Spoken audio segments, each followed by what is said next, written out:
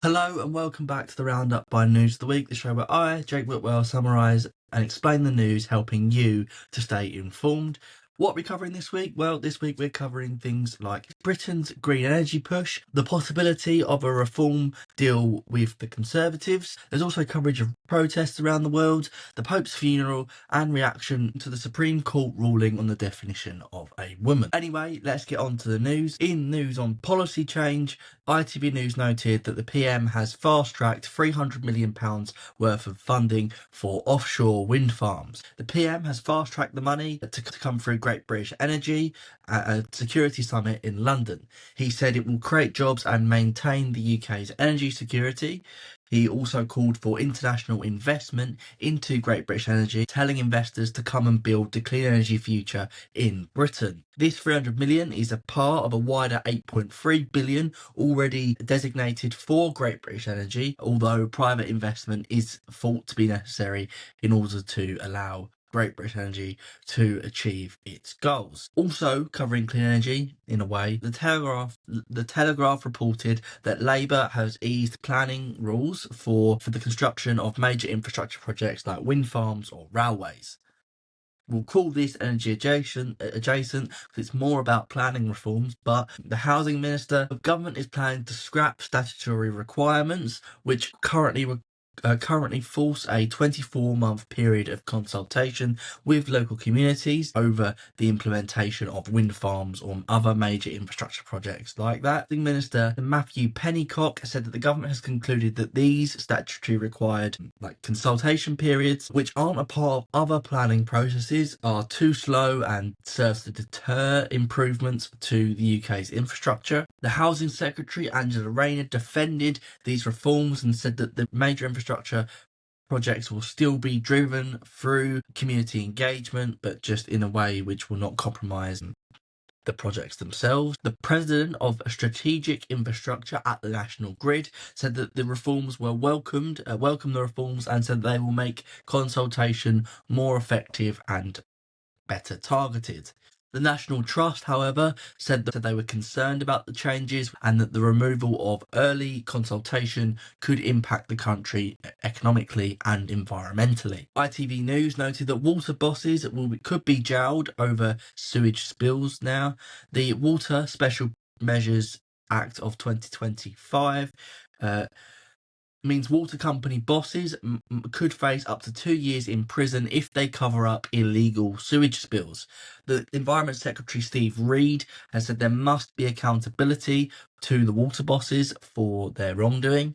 On this point, the government also launched an independent water commission which would investigate wider reform of the sector. Guardian noted Great British Steel has halted its redundancy plans after a government rescue. They proposed the closure of Scunthorpe's 2 blast furnaces and launched consultation into making between 2,000 and 2,700 people redundant. The government then used its emergency powers to take over the control of British Steel and continue production of steel in the UK. British Steel has since withdrawn its consultations around redundancies, and this led to the Industry Minister Sarah Jones saying that the action matters greatly for all of the families, for the steelworkers and families involved, and that it shows that Labour will always stand up for the steel industry.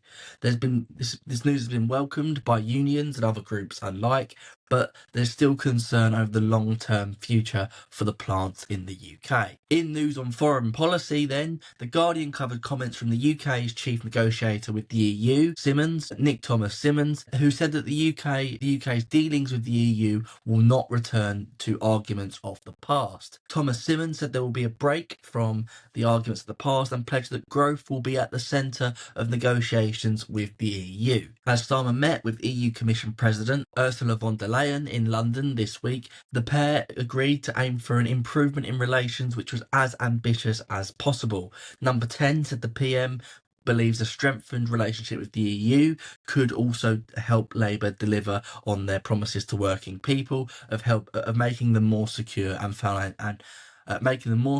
financially better off. The Times also covered the EU, alleging that Yvette Cooper is considering a one-in, one-out youth mobility scheme. So now it's being reported that Yvette Cooper is open to a youth mobility scheme with the EU, despite the government previously playing down the possibility of this sort of policy. Government sources have insisted that Cooper is on side, provided that there are caps to prevent freedom of movement. It's thought that one option for the caps could literally simply be a one in, one out cap, where the amount of British people that go to the amount of Britons that go to the EU that would reflect the amount of EU students coming in. There's also talk of there's also a proportionate cap, which would basically be the same thing, but we're looking at percentages of people rather than actual figures, or like the base figures of who's going in and coming out. There's supposedly growing support among the government for a change like this, as 60 Labour MPs called on the government to agree a youth mobility deal this week. The Guardian reported Russia has imposed sanctions on 15 MPs and 6 peers. The Russian Foreign Affairs Secretary published a statement accusing the UK of fabricating anti-Russian narratives in an attempt to demonise the country. Groups sanctioned include Labour MPs, Lib Dem MPs, SNP MPs, and DUP MPs. The Lords sanctioned were also from across politics, with crossbenchers, independent Lords without a party whip being sanctioned, as well as Labour peers and Conservative peers. Many of the sanctioned politicians have come out and acknowledged or even supported their sanction, saying, with a few saying they're going to wear it as a badge of honour in terms of showing their support for Ukraine. Many of the targeted MPs have in the past advocated for freezed Russian assets to be used to fund the war in Ukraine, which has previously been endorsed by David Lammy, who himself was not sanctioned. The Telegraph noted Reeves has ruled out the UK using chlorinated chicken in a US trade deal. The Chancellor said that food safety standards were never on the table in a deal with the USA, which could have seen chlorinated chicken appear in British supermarkets. Reeves said Britain is not in a rush to sign the deal, and she also ruled out other areas of other imports like trucks which didn't meet safety standards, or the watering down of online safety legislation. This is likely because of the UK getting reduced tariffs compared to most places globally, and already having a more equal trading relationship with the USA. Regardless of that, though, there are fears that in the next 6 months we could start to see backlash from the tariffs and fallout from them, specifically in businesses which are being affected massively. A key task from the USA side over negotiations with the UK seems to be over the reduction of tariffs on their car exports. Currently they're at 10% and they want them reduced to 2.5. It's thought that this could be in return for a similar reduction on UK car exports, which is currently hitting companies like Jaguar and Land Rover. In other political news, BBC News noted trans women are expected to be excluded from all women candidate lists. I like to be told that trans women cannot appear on all female candidate lists. However, short lists of candidates have been used in the UK by a political party since the early 90s to increase the representation of a certain group of people, in this case women, in politics. Sky News detailed that the Green Party co-leader has denied a split over trans rights. Carla Denyer defended fellow co-leader Adrian Ramsey after he didn't answer a question on whether he still believes trans women are women. Miss Denyer said the Green Party policy is clear, that trans women are women, trans men are men, and non-binary identities are valid. She said that she supports this and she knows her co-leader does as well. She also said she understood why Adrian might have felt slightly uncomfortable answering the question, given that he was a cis man and he was being asked to define womanhood. BBC News noted Number 10 has said Starmer does not believe trans women are women.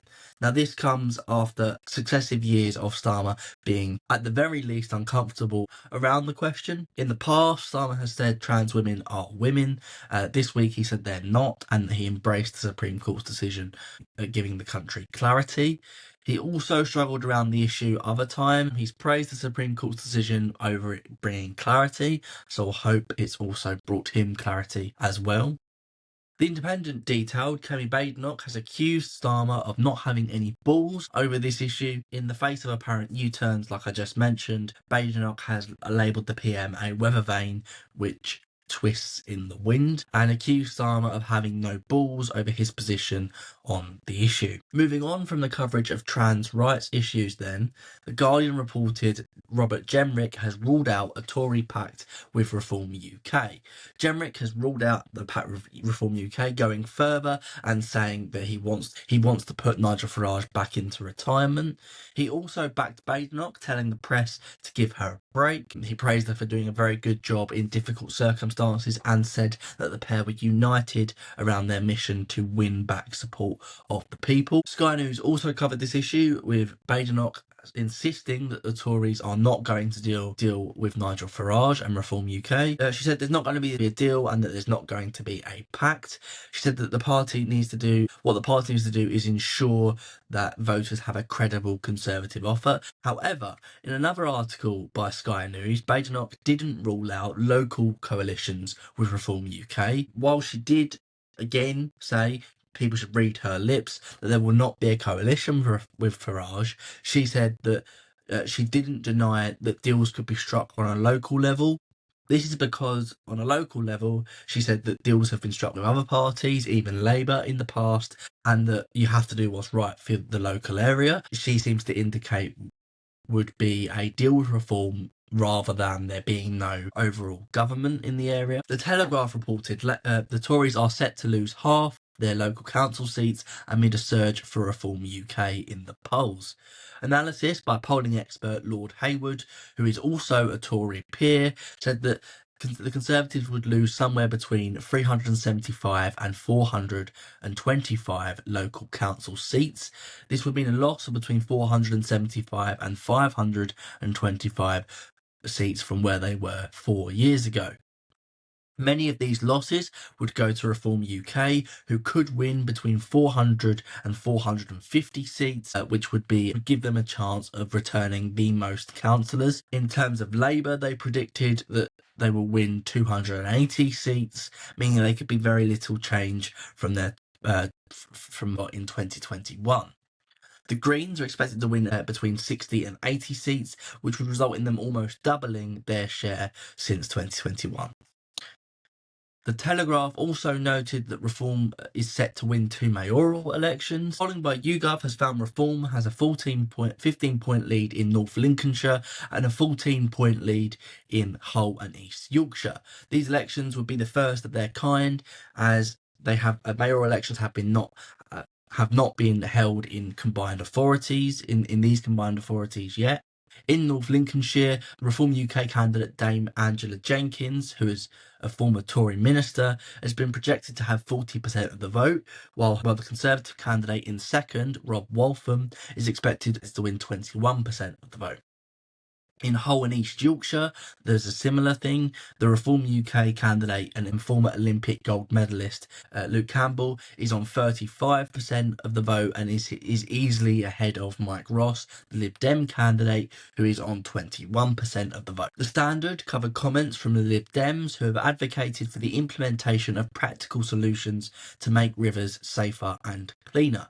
Former Lib Dem leader Tim Farron, who has turned environment spokesperson for the party, has called on the government to do more to protect rivers and estuaries. He said that the government he said he wants the government to take urgent action to end the sewage scandal and introduce a new blue flag status for chalk streams and rivers. For those who don't know, a blue flag status would is an international thing that signals a well-managed an area which has exemplary environmental management, well-organised regulation, and where areas of natural beauty are well protected.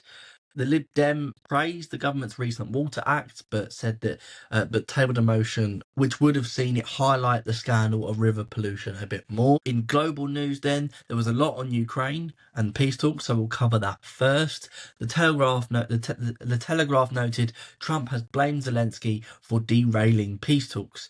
He outlined his 7-point plan this week, which would involve making Crimea legally part of Russia, freezing the Ukrainian front line, which would allow Putin to keep most of his gains, and Trump also called the Ukrainian leader.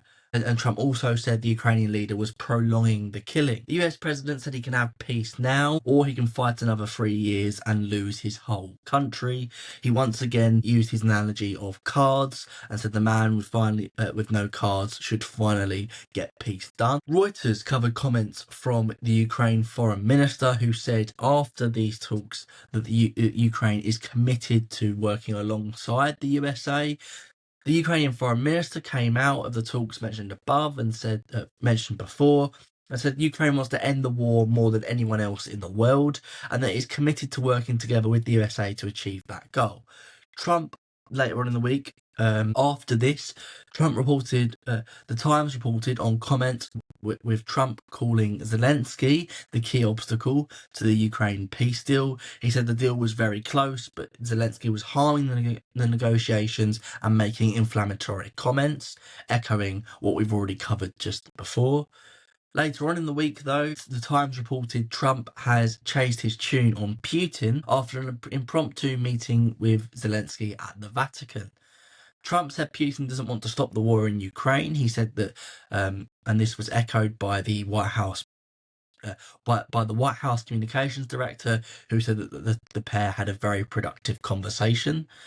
Zelensky's chief of staff also said that the conversation was constructive, and then afterwards Trump posted on Truth Social saying that the recent bombings by Putin, which have been killing innocent people, have made him think Putin doesn't want to stop the war and that he's just tapping him along. He said he might have to deal with Putin differently going forward through banking or secondary sanctions, and that there were too many people dying.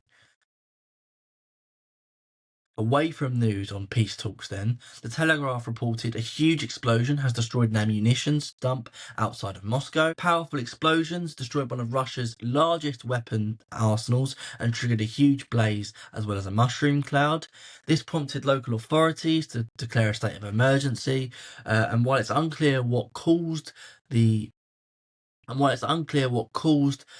emergency for sure, the defence minister put it down to a violation of safety standards, and there were reportedly no casualties. The Times reported the Palestinian leader has told Hamas to release hostages now. The president of the Palestinian Authority,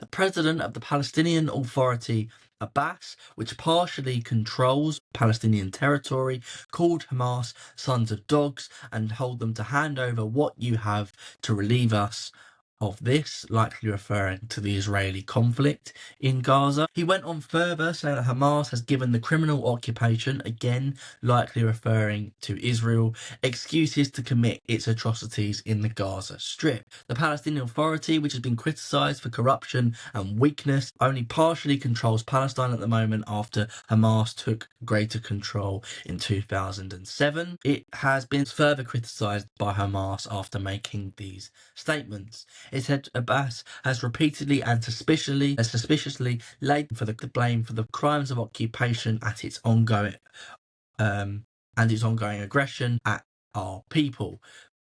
Baim Naim, I think, a senior Hamas official, called Abbas's words insulting. Reuters argued Costa Rica has granted special status to 85 immigrants who have been deported from the USA. This allows them to move freely within the country, and the agreement between Costa Rica and the USA was that 200 migrants will be deported to the country with the goal to repatriate them to their place of origin, like from Asia, Europe, or Africa, within weeks. Now, not all of these people took the repatriation deal, and so in response, Costa Rica has extended this special status, which is valid for 90 days with the option to extend, and there are hopes that it will make migrants feel more comfortable in the country. Sky News noted at least 26 tourists have been killed after a terror attack in Kashmir. A gunman opened fire on Indian-controlled Kashmir, with officers describing the incident as a terror attack. They blamed it on resisting Indian rule in the region. At least 36 were injured, with most of the tourists being Indian themselves. A manhunt was launched after, with the death count still being calculated. LBC detailed 10 have been killed in an Israeli airstrike which flattened a 3-story building in Gaza. Health officials in the region have noted strikes of a similar kind have killed 49 people in 24 hours at the time of filming. At the time of writing this was yesterday. 3 women and 5 children were killed in the blast, and which the Israeli military said was to target Hamas officials, to target Hamas militants and people Hamas have been in contact with where they were operating. The Independent reported thousands have participated in anti-immigration protests as well as counter-protests in Dublin. Thousands attended protests which required a heightened police presence in Dublin as protesters disrupted traffic. The police observed protesters and contained counter-protesters to a cordon behind barriers. The protest was organised against the Irish government and their policies on immigration. Shouts of "Get them out" could be heard, or "The island was for the Irish," and banners and signs were displayed saying "Irish Lives Matter" and "The island is full." In non-political news then, the Mirror covered a crash on the A1 where 1 was killed and a lorry driver was arrested. 1 was killed and 3 were injured as the dual carriageway was forced to close. Emergency services like fire, police and ambulances and paramedics were called following reports of a collision involving multiple cars. Police have been appealing for witnesses to the collision to aid their investigation. The Mirror also reported on a shooting in Toronto Pearson Airport, which left the terminal on lockdown. Terminal 1 was locked down and police officers shot a man where there were reports of screams and gunshots as people went to collect their baggage. People were then asked to leave and the police later confirmed that an officer was injured, but it was an isolated incident and that there was no known threat to public safety. Sky News covered the Pope's funeral, with satellite images showing 250,000 people attending St. Peter's Square and the surrounding streets to pay respect to the Pope. World leaders like Starmer, Trump, Macron and Zelensky attended the funeral. Italy's Meloni was in attendance, and so was the Argentine leader Javier Milei. Joe Biden, the former president of the USA, was also in attendance, and so were the leaders of other countries like Brazil, which recently declared a 7-day period of mourning. Rounding off who are included here, although there were more, Prince William attended in place of the King. Ireland's leader Michael Martin was there. EU President Ursula von der Leyen was there, and the funeral also hosted a 15-minute meeting between startups, which were praised by the Ukrainian leader afterwards. Meanwhile, 82 people were rescued from the heat by emergency services as it was a hot day when they were all lying in the streets. And finally, the Times reported on activists disrupting the London Marathon with a protest on Gaza. 2 protesters were arrested after jumping over barriers and disrupting the London Marathon by throwing red paint and wearing t-shirts saying "Stop Arming Israel." They come from an organisation called Youth Demand, which professes to engage in non-violent action against what they call a rigged system and a government engaging in absolute evil. Their 2 main goals is to stop trade with Israel and to make the rich pay for the environment. The protesters were quoted as saying they are taking action with Youth Demand as they are running out of options and that they won't be complicit in genocide fueled by our politicians.